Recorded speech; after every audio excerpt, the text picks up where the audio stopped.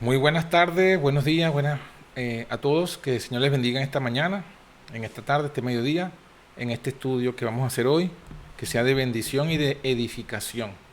Ya todos saben que el título del tema de hoy es el RUC, el remanente de la última generación, tipificado en el diluvio, tipificado en esa experiencia.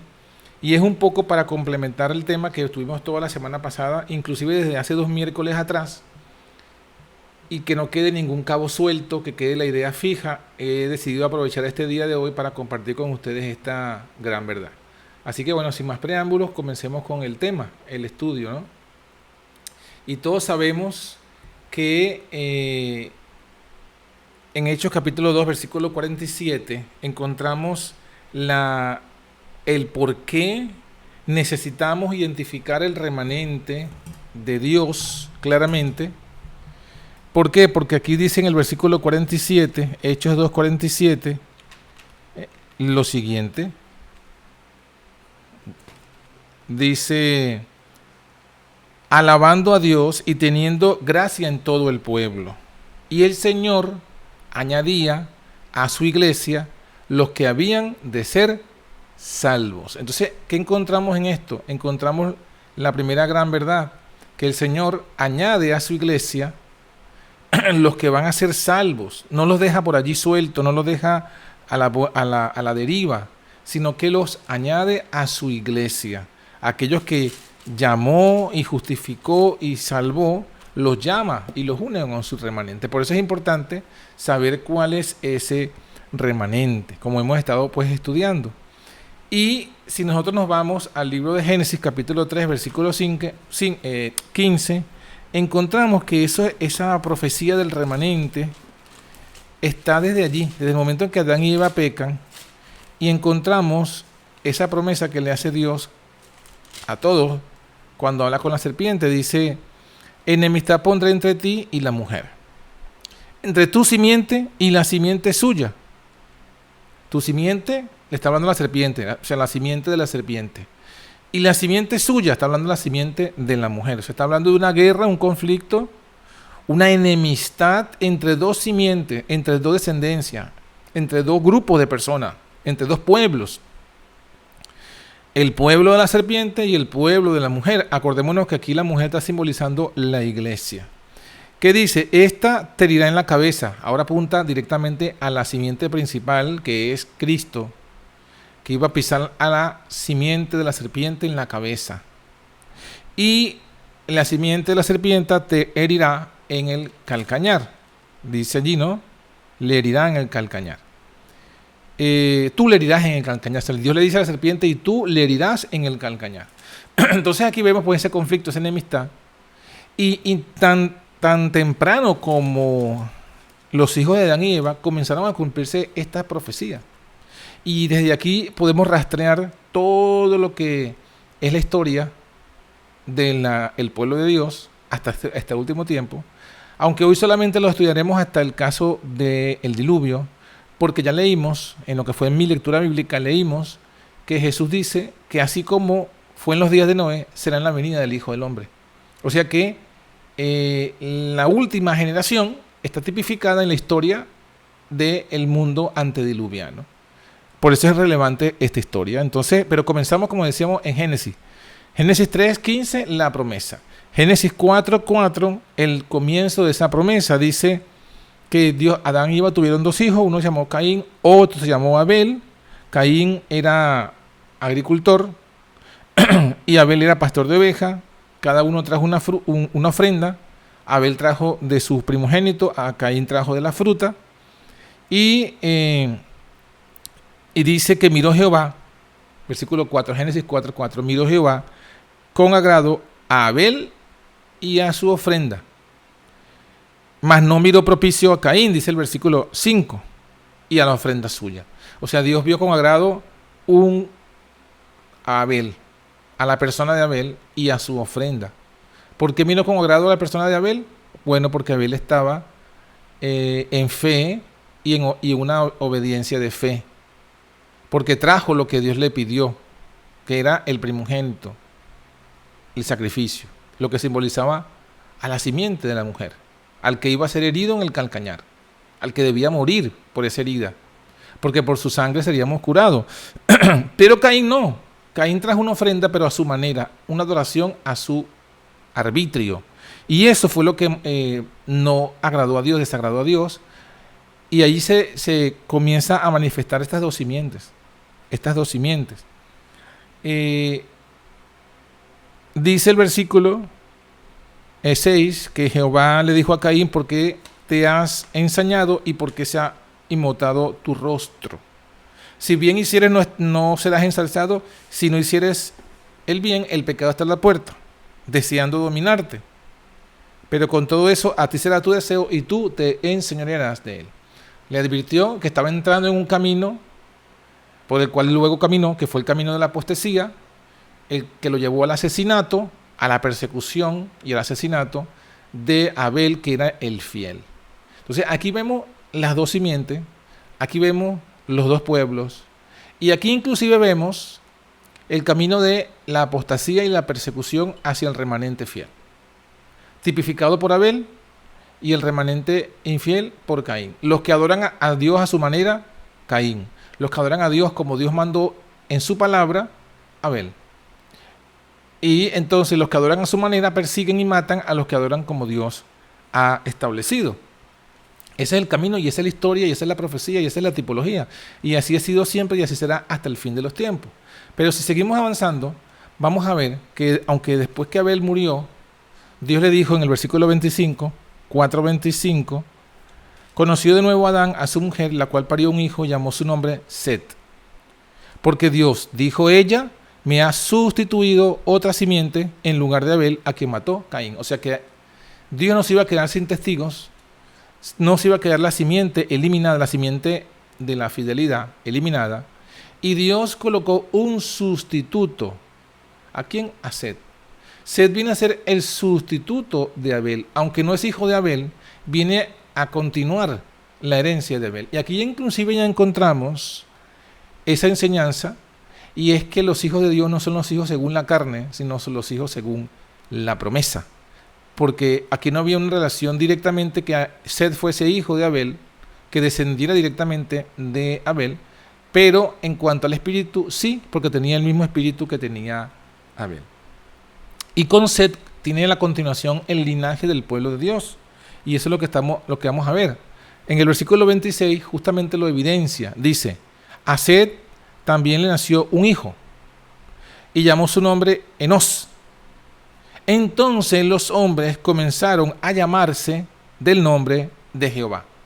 ¿Qué significa? Comenzaron a llamarse a sí mismos jehovistas, o cristianos, por así decirlo. O sea, comenzaron a llamarse bajo el nombre de Dios. Somos de Dios. Nosotros somos de Dios. Y eso se evidencia en los nombres. Claro que nosotros no leemos hebreo, pero si nosotros fuésemos y leyéramos hebreo, viéramos que todos los hijos de aquí en adelante eran nombres que sus nombres estaban conformados por el nombre de Dios. Así como, por ejemplo, Elías significa mi Dios es Jehová, o Juan significa Jehová es bondadoso, y así sucesivamente todos los nombres. Israel significa que luchó con Dios, y Abraham el padre de muchedumbres. Todos los de aquí en adelante adoptan esa costumbre. A partir de que comienza esa costumbre de que los que son fieles a Dios comienzan a llamarse del nombre de Dios, a llamarse a tener un nombre en donde su nombre tiene el nombre de Dios incorporado, manifestando ellos mismos que ellos son de Dios. O sea, así como los cristianos, como son llamados cristianos, se incorpora el nombre de Cristo, así ellos también tenían pues el nombre de Dios. Y eso evidencia su filiación. Somos hijos de Dios. Somos de Dios. Y por otro lado, si usted lee todo el capítulo 4 de Génesis, después que Caín mata a Abel, que Dios lo reprende, que Dios le coloca un sello, Caín dice, tu presencia me apartaré. Y hay un breve relato en todo el capítulo 4, donde se muestra la descendencia de Caín, que Caín se va lejos de donde estaba el Edén, lejos de Adán y Eva, lejos de Set su hermano, lejos de Dios, y establece su propia simiente, una simiente de desobediencia, una simiente comedora de carne, fiestera, una simiente polígama, fornicaria, adúltera, llena de violencia, de asesinato. Eso es lo que se relata pues en todo el capítulo 4. Y se hace más manifiesto entonces esa separación entre las dos simientes. La simiente de Caín, que son los hijos de los hombres, y la simiente de Set, de Abel, de Dios, que son los hijos de Dios. Entonces, eso lo que nos muestra, una vez más, repetimos, es esos dos caminos, esas dos simientes. Ahora, todo el capítulo 5 nos habla de la genealogía de los hijos de Dios, de lo cual no vamos a entrar ahora en detalle. Pero ahora si vamos al capítulo 6, encontramos el momento en el cual llega la generación de la tierra, de los vivientes, a una etapa terrible. Dice Génesis capítulo 6, acaeció que cuando comenzaron los hombres a multiplicarse sobre la faz de la tierra y les nacieron hijas, viendo los hijos de Dios que las hijas de los hombres eran hermosas, tomaron mujeres, escogiendo entre todas. ¿Qué están mostrando aquí? Está hablando de las dos simientes, está hablando de los hijos de Dios y está hablando de las hijas de los hombres. Las hijas de los hombres, la simiente de Caín, la simiente de la serpiente. Los hijos de Dios, está hablando los descendientes de Set, del linaje santo, los que son el pueblo de Dios, el pueblo remanente. ¿Y qué grave error está cometiendo y sucediendo en este momento? Aquí dice la Escritura, que los hijos de Dios vieron a las hijas de los hombres y vieron que eran hermosas, o sea, se dejaron impresionar por la belleza física. Y no solamente por la belleza física, porque ellos eran también de la misma, todos hijos de Adán y Eva. Era que las hijas de Caín, por andar en la poligamia, en todo ese tipo de cosas que ya hemos mencionado, hicieron parte de su estilo de vida el dedicar excesivo tiempo a el embellecimiento corporal. Y por eso es que los hijos de Dios ven que eran hermosas, porque se ocuparon fue de eso. ¿Y cuál fue el grave error? Bueno, lo dice el versículo 2. Tomaron mujeres y escogieron entre todas. ¿Cómo sabemos que eso desagradó a Dios? Justamente por lo que Dios dice a continuación. Versículo 3. Dijo Jehová, o sea, acaba de casarse los hijos de Dios con las hijas de los hombres. ¿Y qué dijo el Señor? Dijo Jehová, no contenderá mi espíritu con el hombre para siempre, porque ciertamente él es carne, serán sus días 120 años. Es decir, que el Señor coloca 120 años de límite de la vida sobre la tierra. ¿Por qué? Porque las dos simientes se mezclaron, se casaron, porque hubo un ecumenismo entre los hijos de Dios y las hijas de los hombres. Porque los hijos de Dios, la mayoría de los hijos de Dios se contaminaron con las mujeres hijas de los hombres. Perdieron su virginidad, su pureza. Y se unieron.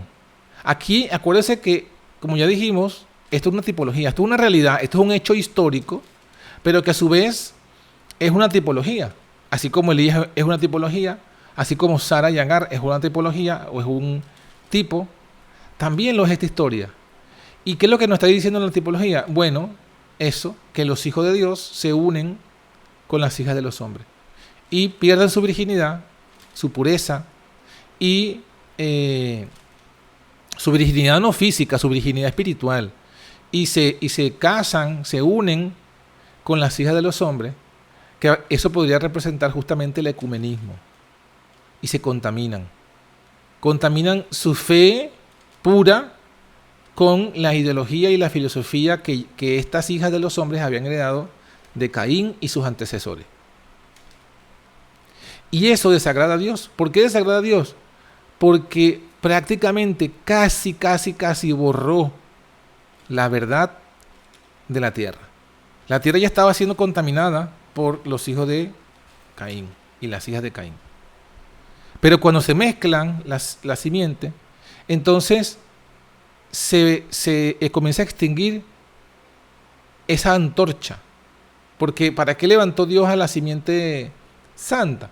Para que mantuviese la luz en alto. Cuando la mayoría de los hijos de Dios se unen con las hijas de los hombres, entonces es cuando comienza a cumplirse eso de que toda la tierra estaba llena de violencia y que toda la tierra, el único pensamiento era de continuo solamente el mal. Fíjese lo que dice, vamos a leerlo, versículos 4 y 5, ¿no? El 4 dice, había gigantes en la tierra en aquellos días, y también después que entraron los hijos de Dios a las hijas de los hombres, y les engendraron hijos. O sea que había gigantes antes de la unión de las dos simientes, y había gigantes también después de la unión. O sea que la unión no fue que produjo los gigantes, había gigantes antes y también después. Y esos gigantes que eran, dice que esos gigantes eran los valientes que desde la antigüedad fueron varones de renombre. O sea, está diciendo estos son los famosos de la historia antigua.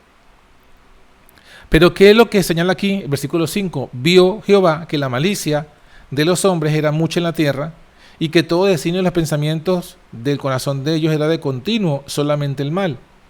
O sea, se señala justamente que el mal se propagó a tal punto que casi todos eran de continuo solamente el mal en pensamiento.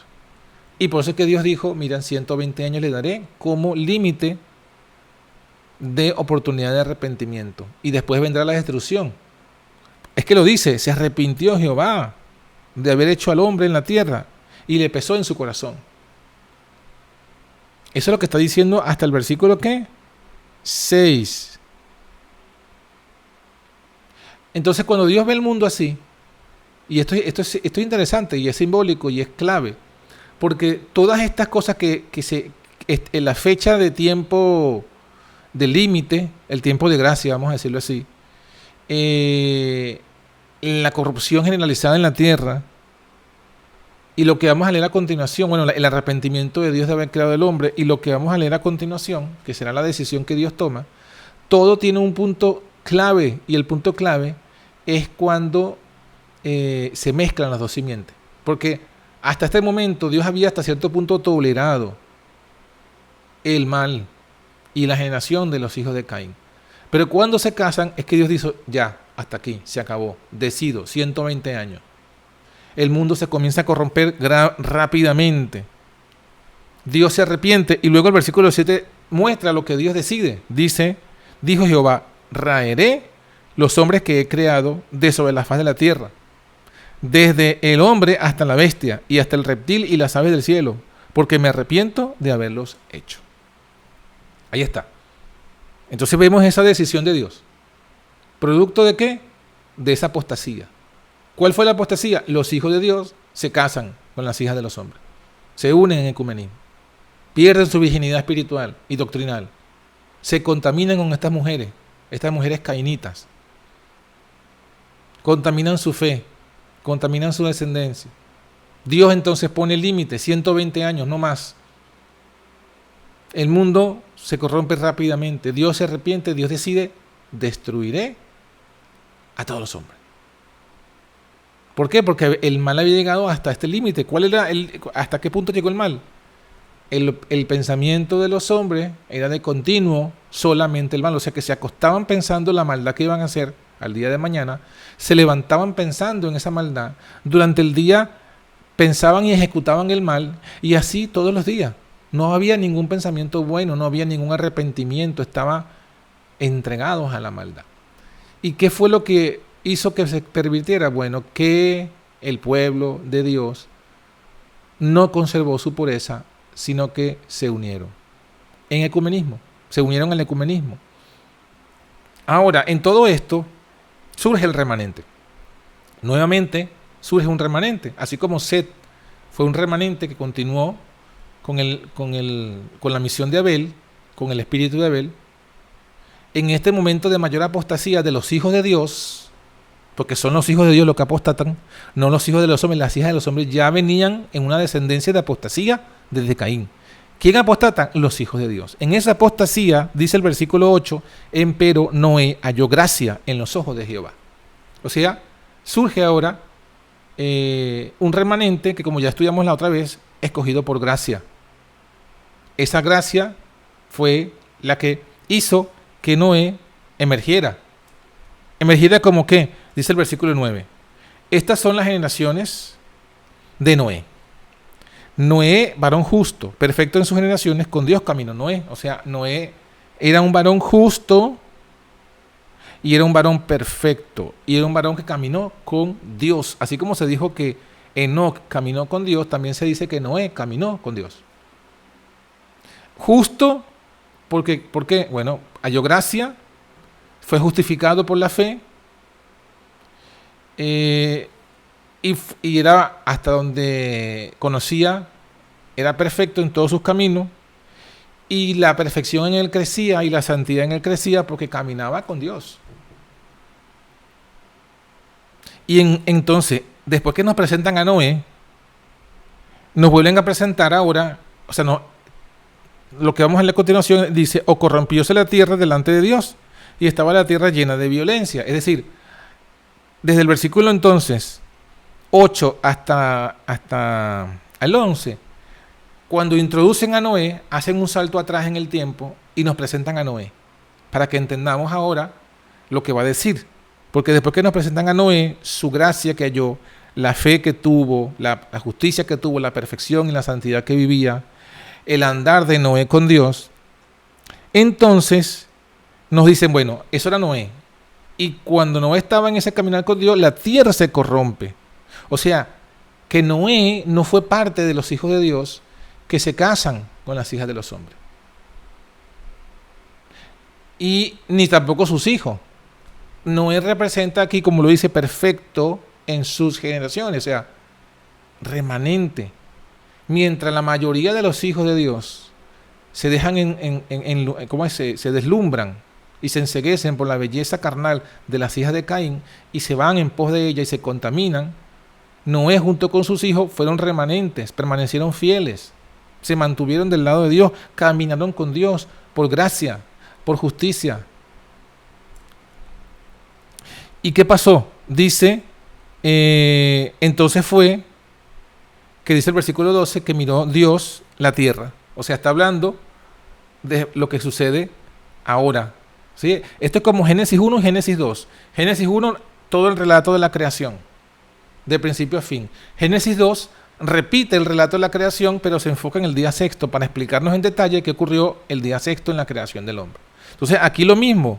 De Génesis comienza hablándonos de estas dos simientes, cómo se casan, cómo se corrompieron, cómo Dios decidió, y ahora echa un poco hacia atrás en la historia y se enfoca en uno de esos personajes que estaba viviendo en ese momento para mostrarnos que la apostasía no fue total, que hubo un remanente, y ese remanente comienza hablándonos de Noé, de su carácter, de su fe, de su justicia.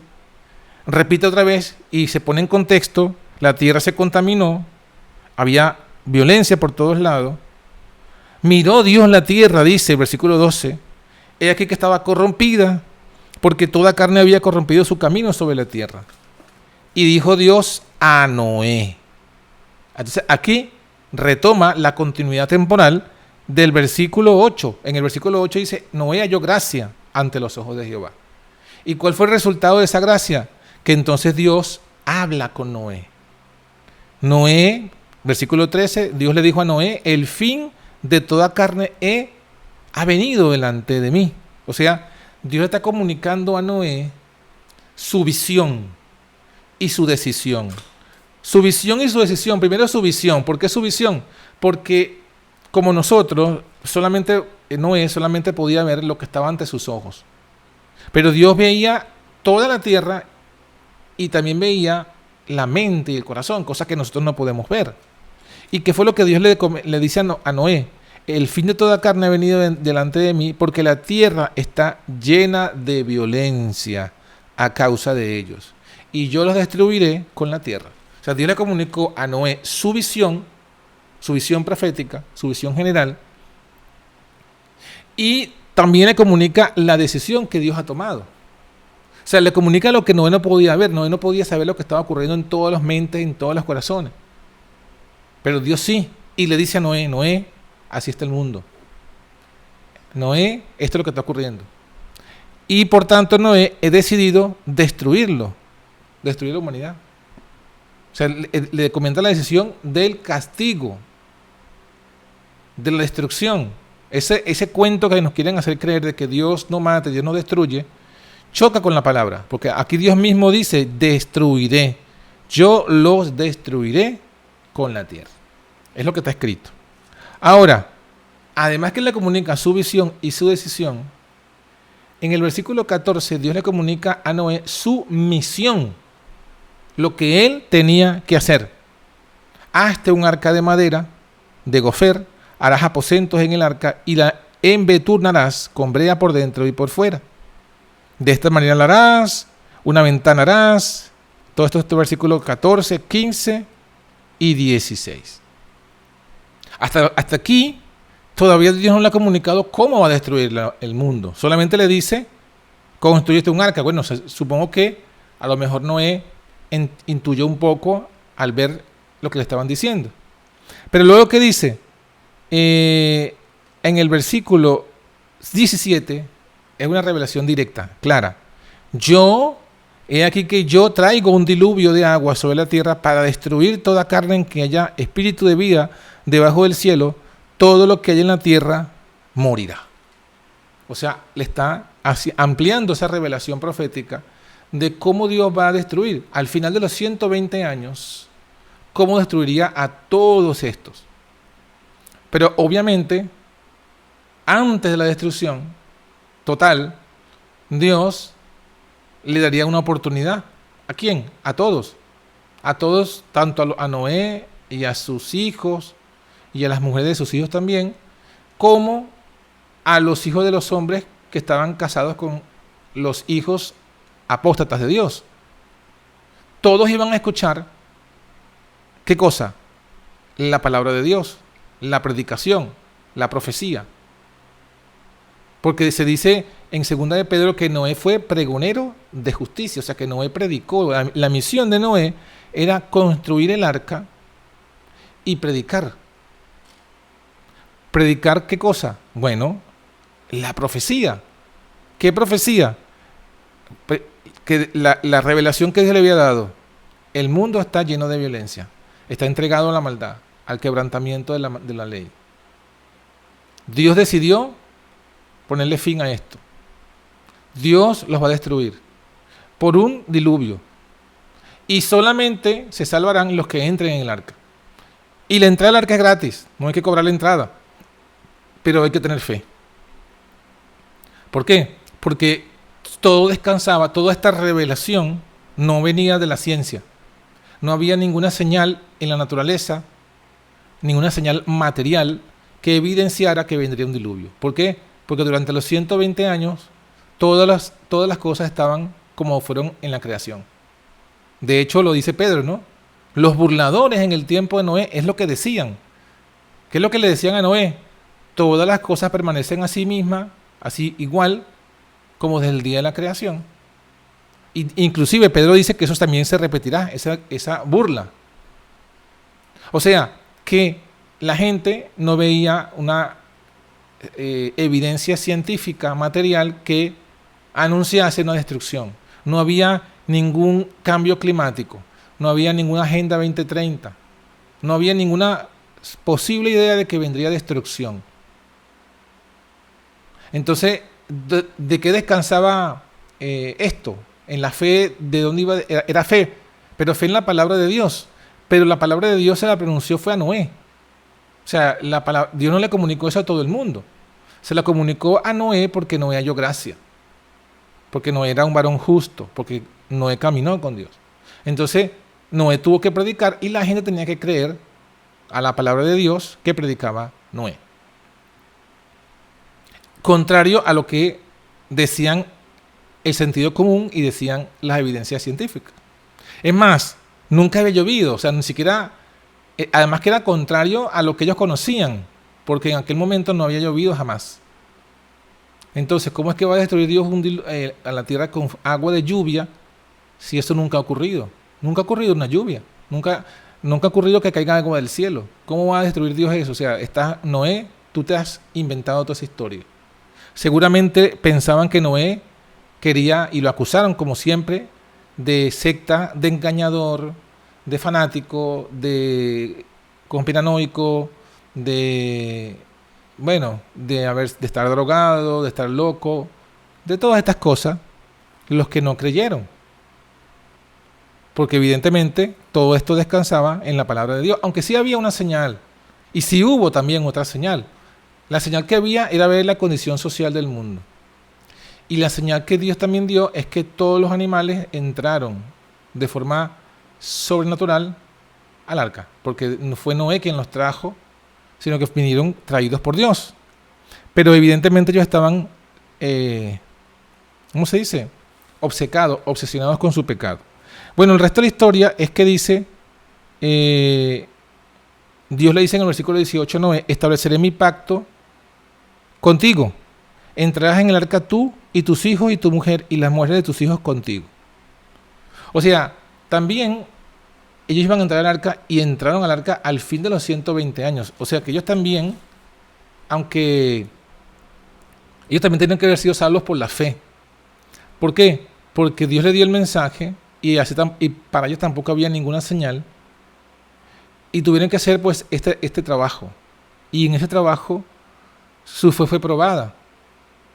Fue probada su fe en la obediencia, en el sacrificio, porque lo que uno entiende de la Escritura es que Dios le da, sí, la orden a Noé, pero no hay ninguna provisión económica dada por Dios. O sea, Noé tuvo que invertir él mismo en la construcción del arca. No fue que amaneció de repente y Dios le dio, mira, hay un montón de dinero allí que vino de forma milagrosa para que construyas el arca. No. Noé tenía que invertir también de su propio recurso, si de verdad creía y quería ser salvo. Bueno, todo esto lo que nos mostró es que Noé creyó. Es de hecho, así lo dice el libro de Hebreos, ¿no? En el libro de Hebreos nos dice, en Hebreos capítulo 11, hasta aquí, en Hebreos capítulo 11, nos amplía esto porque el apóstol relata lo que había en Noé. Capítulo 11, versículo 7. Por la fe Noé, habiendo recibido respuesta de cosas que aún no se veían, con temor preparó el arca en que su casa se salvase, por la cual fe condenó al mundo y fue hecho heredero de la justicia, que es por la fe. Entonces, ¿qué vemos aquí? Bueno, así como toda esta historia, ¿verdad?, es tipológica, también esto es tipológico. Porque al final Noé entró en el arca con su familia. Y como ya leímos, los que no entraron, no entendieron. No entraron porque no entendieron. Como leímos en Mateo 24, ¿no? Que vino el diluvio, que ellos no entendieron hasta que vino el diluvio y se los llevó a todos. ¿A quiénes son esos todos? ¿Quiénes son todos los que fueron llevados por el diluvio? Los hijos de los hombres, las hijas de los hombres y los hijos de Dios que apostataron y se unieron en ecumenismo, en relación con las mujeres, con las hijas de los hombres. Todos, ahí van esos todos. Esos todos son los que ya estaban destinados a la destrucción porque venían de esa simiente rebelde, pero también se unieron a ellos en esa destrucción un gran sector de los hijos de Dios, del pueblo de Dios, que se fue en apostasía y que permaneció en apostasía, que no quisieron separarse de esas mujeres, no quisieron escuchar el llamado, porque cuando Noé predicó la justicia y cada martillazo que daba Noé para construir el arca, era un testimonio y era un llamado a que se arrepintieran de haber hecho esa unión, de que se separaran de esa apostasía de esas mujeres y que volvieran al camino de Dios. Pero ¿cuántos se salvaron? Dice la Biblia que se salvó Noé y su esposa, sus 3 hijos, Sem, Cam y Jafet, y las mujeres de sus hijos, un total de 8, y la Biblia lo señala, salvadas 8 personas. O sea, 8 personas entraron en el arca. Obviamente que hubo algunos otros patriarcas que también estuvieron con Noé en la construcción del arca, pero murieron antes que viniese el diluvio, como Matusalén, por ejemplo. Pero los que estaban vivos cuando vino el diluvio, solamente entraron 8. Imagínense 120 años predicando y que solamente se salven 8. Que solamente entren en el arca 8 personas. O sea que la iglesia remanente era mínima, poquita. La gran mayoría se fue en apostasía ecuménica. En unión, ¿con quién? Con las hijas de los hombres. Las hijas de los hombres aquí simbolizan ¿a quién? A Babilonia, madre, Babilonia, hijas y Babilonia, hermana. Bueno, Babilonia hermana vendría a ser los hijos de Dios que se casan con la Babilonia madre e hijas y se unen en ese ecumenismo y se contaminan su fe. Los 144,000, por eso es el énfasis, no se contaminaron con mujeres, pues son vírgenes. O sea, no se unieron y ni aliaron, ni tuvieron nada que ver con las hijas de los hombres, que son ¿quién? Babilonia, madre e hijas. En cambio, la otra mayoría de los hijos de Dios apostataron y se unieron, se casaron. Y no se arrepintieron. El remanente de la última generación viene representado entonces por Noé y sus hijos. ¿Qué? Que tuvieron fe, que tuvieron la justicia de la fe porque aceptaron la justificación por la fe y se separaron. ¿A qué? A construir el arca. O sea, aceptaron la misión que Dios le dio. Entendieron la visión de Dios en la profecía, lo que vendría, y aceptaron su misión. Ahora, una gran mayoría no acepta esta misión. La misión está muy clara, está allí en el mensaje de los tres ángeles y el cuarto. El arca, ¿cuál es el arca? Bueno, el arca es aceptar a Jesucristo, inscribir nuestro nombre en el libro de la vida y trabajar para que permanezca ese nombre allí, para que no sea borrado. El separarse de Babilonia es la otra parte del llamado que está en el mensaje del segundo ángel. Y el mensaje del tercer ángel justamente es aceptar los mandamientos de Dios y la fe de Jesús para permanecer el nombre hasta el fin. Esas serían todos esos, cada uno de esos mensajes es la construcción del arca. Equivale a la construcción del arca. Es más, el cuarto mensaje es una repetición, es un llamado final a eso, a separarse de esas hijas de los hombres, de esas mujeres que contaminan, de ese ecumenismo, divorciarse de ese ecumenismo y apartarse a tiempo. ¿Para qué? Para que podamos entonces el Señor nos proteja, porque también vendrá un diluvio, pero no un diluvio de agua, sino un diluvio de fuego y azufre. Por eso es que por eso es que el Señor lo dijo, ¿no? Como fue en los días de Noé. Así será en la venida del Hijo del Hombre. Entonces, bueno, mis hermanos, esperamos pues que todo este estudio, reflexión, análisis breve nos sirva para entender esto. Y sobre todo la parte clave de la historia que no nos han contado de Noé. Lo que ya hemos leído. Hubo una apostasía y fue cuando los hijos de Dios se casaron en ecumenismo con las hijas de los hombres. A partir de allí, 120 años. A partir de allí, el tiempo fue rápidamente cumplido. A partir de allí comenzó la construcción del arca por parte del remanente. A partir de allí el remanente se aparta de los apóstatas y comienza a construir el arca. Y al final de los 120 años, como fueron fieles, como creyeron y fueron fieles y perseveraron en ese camino, entraron en el arca y fueron salvos. Cuando vino el diluvio, llevó a todos los demás, a todas las hijas de los hombres, a todos los hijos de Dios apóstatas, y solamente fue protegido estas 8 personas, este remanente de esa última generación fueron protegidos del diluvio. Lo mismo sucederá en este último tiempo. Que seamos como Noé, que tengamos la fe de Noé, la justicia de Noé,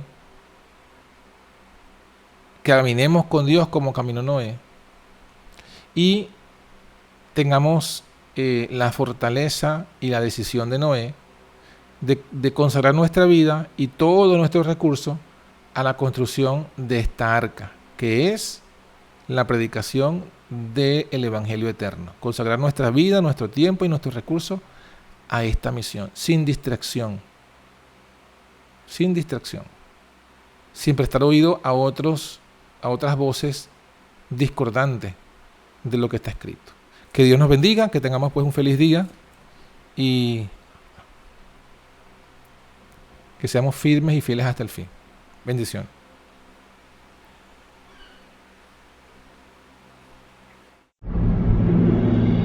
En un mundo lleno de confusión, violencia y maldad,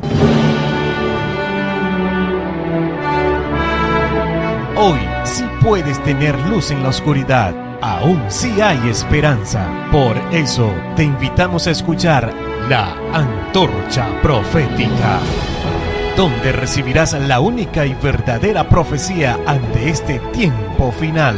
Entérate de lo que realmente debes hacer para salir victorioso sobre Babilonia, la bestia, su imagen y su marca. La Antorcha Profética. Porque en este tiempo de oscuridad somos bendecidos al poseer la palabra profética más segura, la antorcha que alumbra el lugar oscuro hasta que el día esclarezca y el lucero de la mañana salga en nuestros corazones. La Antorcha Profética, conducido por John García.